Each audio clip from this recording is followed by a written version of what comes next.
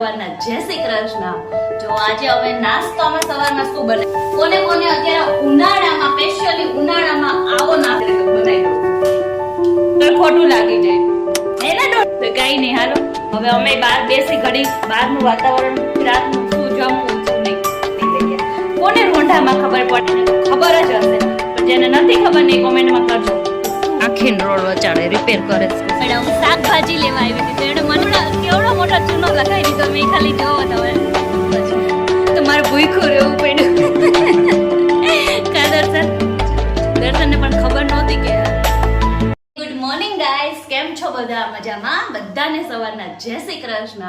જો આજે અમે નાસ્તો અમે સવારમાં શું બનાવ્યું છે જો ગરમા ગરમ પૂરી બનાવી છે તીખી પૂરી અને ભૂંગળા અને ચા। તો ચલો બધાય નાસ્તો કરવા। કોને કોને અત્યારે ઉનાળામાં સ્પેશિયલી ઉનાળામાં આવો નાસ્તો હોય છે અમારે તો રોજ આવો જ જોઈએ આવો કરી દો ને તો મોજ પડી જાય। તો મને હચોડી મોજ ન પડે ને એટલે હું નથી બનાવતી ક્યારેક ક્યારેક બનાવી દઉં છું। તો હાલો બધાય મસ્ત મજાનો નાસ્તો કરવા। રવિના પૂરી ભૂંગળા અને ચા મારો ફેવરિટ નાસ્તો બનાવ્યો છે આજે। મમ્મી નાસ્તો બરાબર છે મને ભાવે છે ને પૂરી જો બબલુ એની મમ્મીને છે ને ભૂંગળું ખવડાવે જો નહીં ખાવું બેટા આવું તેલ વાળો છે ને તાતા પપ્પાને ખવડાવવાનું મને નહીં ખવડાવવાનું એવું દર્શનને બહુ ભાવે કા દર્શન ભાવે જ ને। હાલો હાલો નાસ્તો કરી લ્યો બધા હાલો બધા નાસ્તો કરવા। મમ્મી જય શ્રી કૃષ્ણ ગુડ મોર્નિંગ મંદિરે જઈ આવ્યા સરસ। વાગી ગયા છે 11:15 અને હું એમને સૂતી હતી ને મોબાઈલ જોતી હતી ને મને એક ઝોલું આવી ગયું હતું સૂઈ ગઈ હતી તો 11:15 વાગી ગયા છે। તો કાંઈ નહીં આજે રસોઈમાં છે ને આપણે કેવું બનાવવાનું છે રીંગણાનું શાક બનાવવાનું છે। રીંગણાનું શાક બનાવી નાખશું અને પૂરી છે ને સવારની આજ બહુ થોડીક વધી છે તો અત્યારે મમ્મીને બધાને ચાલે એવું છે તો આપણે ખાલી શાક બનાવવાનું છે કેમ કે શાકને પૂરી થઈ જાય અત્યારે લેડીઝોને એમ કહીએ ને આપણે કે ખાલી શાક બનાવવાનું છે કે પૂરી નથી રોટલી કે ભાખરી કંઈ નથી બનાવવાનું તો અંદરની ખુશી હોય ને કોઈને કહી ન હગી કાંઈ નહીં એટલી ખુશી થાય ને કે વાત જવા દો કોને થાય મને જ બહુ થાય એવી ખુશી। તો કાંઈ નહીં હાલો રસોઈ કરી નાખીએ અને પછી મસ્ત મજાના જમી લઈએ આજે। કોઈને ખોટું ખોટું રોવાનું શીખવું છે તો અહીંયા જો અમે કુસુભાઈ શીખવાડ આવડું ન આવે પણ જો અત્યારે વાગી ગયા છે રોંઢાના 5:45 અને અમારી લાઈનમાં છે ને પકોડી વાળો આજે કેવો પકોડી વાળો આવે તો ખબર છે કે જો દાબેલી પકોડી આમ આપણે કોરી પાપડી પૂરી કઈ ને ઈ તો આવી બહુ એટલે બહુ મસ્ત આવે તો જો અમે તો લઈ લીધી કેટલી બધી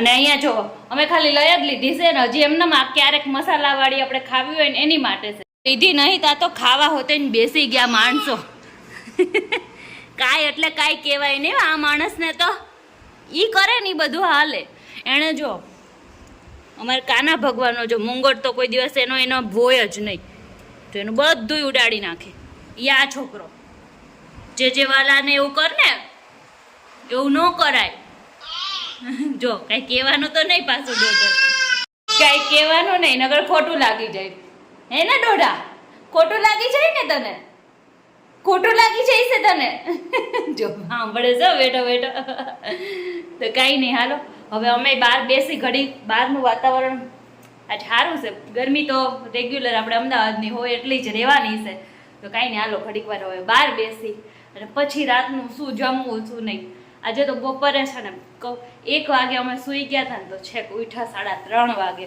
અને પછી ધમાલ ચાલુ કરીને અત્યારે છેક અમે દરવાજો ખોલ્યો છે 5:45 વાગે ત્યાં સુધી દરવાજો બંધ રાખીને ધમાલ જ કરીશ નકરી તો કાંઈ નહીં હાલો અમે હવે રાત્રે શું બનાવવું એ હજી કંઈ નક્કી નહીં કર્યું ત્યાં સુધી હાલો થોડીક પકોડી ખાઈ લઈએ રોંઢો કરી લઈએ।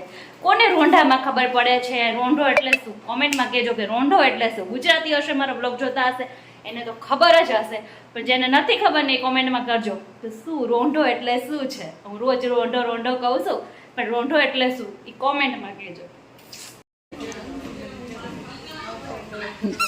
સાયકલ રિપેર થાય કુશું તારી જો ઊંધી નાખીને રોડ વચાડે રિપેર કરે કુશું સાયકલ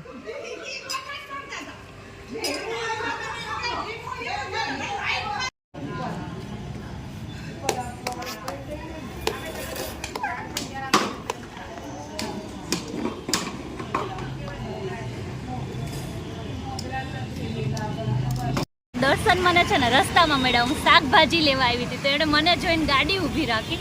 તો દર્શને ગાડી ઊભી રાખીને મેં એને કેવડો મોટો ચૂનો લગાવી દીધો. મેં ખાલી જોવો તમે જો 1500 નો ચૂનો લગાડી દીધો દર્શનને. કા દર્શન ગાડી ઊભી ન રાખી હોત તો સારું હતું. લાલબાગની કેરી લઈ લીધી હે ને, પણ દર્શન કે ગાડી ન ઊભી રાખી હોત તો સારું હતું. શું કેવું? લેવું તો પડે ને. અહીં જો કેટલી મસ્ત બધી કેરીઓ છે નકરી. હાલો બધાય કોણ એવું છે તો મને કહેજો 2-3 બીજા બોક્સ લઈ જાય. સારું હાલો. જો વાગી ગયા છે 7:45 અને અમે અત્યારે ઘરે આવી ગયા છીએ. ઘરે આવીને છે ને અત્યારે જો પહેલા તો મેં શું કામ કર્યું, પહેલા તો મેં છે ને આમાંથી કેરી કાઢી અને ફ્રીજમાં ઠંડી થવા મૂકી દીધી એટલે આપણે જલ્દી કેરી ખાઈ હતી. અને આમાં જો હરખુડા ભાઈ આવી ગયા. એ હરખુડા, મારો હરખુડો. તો કાંઈ નહીં, તો જો હવે અત્યારે મારે ખાવો તો છે ને પનીર પુલાવ ખાવો તો હું એની બધી વસ્તુ લેવા ગઈ હતી બહાર. પડી જશે પનીર પુલાવ ખાવો તો એ બધી વસ્તુ લેવા ગઈ હતી. તો રસ્તામાં દર્શન મળી ગયા નહીં કે મારે પનીર પુલાવ નથી ખાવો, મારે વઘારેલી ખીચડી ખાવી છે અને મમ્મીને એ ખાવી છે. તો પૂછું નહીં હાલે, તો બહુ મતી વધી ગઈ એટલે એ જ બનાવવાનું હોય. તો કાંઈ નહીં હાલો અત્યારે વઘારેલી ખીચડી ખાવા બધા. અહીંયા કેરી આવી અને બધા ખાવા હોતે ને બેસી ગયા. હે દર્શન, બોલો તમને કેરી કેવી ભાવે? મસ્ત ભાવે ઓછી કે બહુ ન ભાવે? ઓછી ભાવે. દર્શનને કેરી ન ભાવે. તમે એક પેલા એવા ઇન્સાન છો તમને કેરી નથી ભાવતી? ભાવે ખરી પણ ઓછી ભાવે. ઓછી ભાવે. મમ્મી તમને બહુ કે ઓછી? માપની. તો વાંધો નહીં, કાંઈ નહીં. આ પેટી છે ને હું બબલું ખૂટવાડી દેવું. એ જો એ હાથે ખાવાનો દોઢો થાય છે અમારે. જો હજી વાગ્યા છે 10:30 અને અમારે કૃષાંકભાઈ આજે છે ને વહેલા સૂઈ ગયા છે. અમને બહુ નવાઈ લાગે છે કે કૃષાંકભાઈ આજેમાં સૂઈ ગયા છે અમારા. તો કાંઈ નહીં. અને આજે એમાં એવું થયું હતું, આજે અમારે કેવું બન્યું, મેં આજે વઘારેલી ખીચડી બનાવી હતી. તો આમાં બધાને એટલી બધી ભૂખ લાગી હશે ને તો મને કાંઈ ખબર નહીં.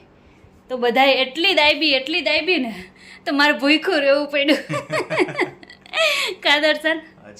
દર્શનને પણ ખબર નહોતી કે હું કુકર આડું કરીને દીધા જ કરી. દર્શને ખાધા કરી. દર્શનને બહુ ભૂખ લાગી હતી, મને કાંઈ ખબર નહોતી. કા? પણ કાંઈ નહીં. હવે દર્શન મને બહુ ભૂખ લાગી હોય ને તો તમારે ટેન્શન નહીં લેવાનું. હમણાં કેમ ખબર? કેરી હમણાં તો મારી પાસે છે ને ભાગશે. હું આ ખાઈ લઈશ, તમારે કઈ ટેન્શન નહીં હોય. તો કાંઈ નહીં. જો હવે હવે અમે પણ સુઈ જવાનું વિચાર સાથે. કૃષાંકભાઈ વહેલા સુઈ ગયા, નવાઈ લાગે. શું કેવું? 100%. 2 વાગે હુવાળો હમણાં 11 વાગે હોઈ જાય એટલે બહુ વધારે નવાઈ લાગે છે. અત્યારે મંદિરે જવાનું હતું ને તો જઈને આવતા રહે તો રસ્તામાં સુઈ ગયો. કાંઈ નહીં હાલો. આજનો અમારો આ બ્લોગ કેવો લાગ્યો? સારો લાગ્યો હોય તો લાઈક કરજો, શેર કરજો અને કોમેન્ટ કરજો, સબસ્ક્રાઇબ કરવાનું ભૂલતા નહીં. મળીએ નેક્સ્ટ વિડીયોમાં. ત્યાં સુધી બધાને જય શ્રી કૃષ્ણ અને બાય બાય. Bye bye.